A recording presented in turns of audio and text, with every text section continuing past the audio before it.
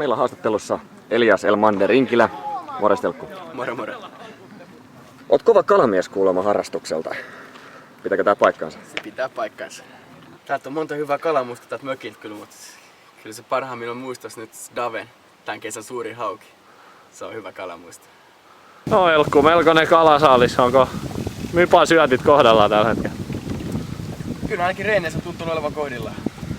Ja tästä tuli sitten mieleen, että sähän raavit niitä vonkaleita päivä jos toinen ylös, mutta ootko käynyt Kouvola keskustassa tässä uudessa kalapaikassa? Valitettavasti siihen en ole vielä kerinnyt. Et oo kerran, mutta oot kuullut kuitenkin. Mä oon kuullut siitä todella paljon hyvää. Okei. Siellä kuulemma kalat syö joka kerta. Kuulemma, näin mä oon myös kuullut. Hyvä. Ja otetaan sitten vielä 5 nopeita.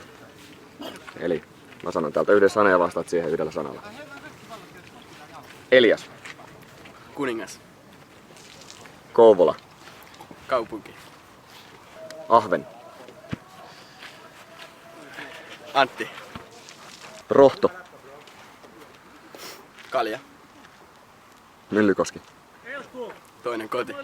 Ja sitten saa lähettää vielä vapaamieliset terveiset. Terveisiä kaikille faneille ja kotiäitille ja iskelle tietysti terveiset ja tyttöystävälle terveiset. Kiitos Elkku. Kiitos. Mypa TPS. Sunnuntaina kello 18.30.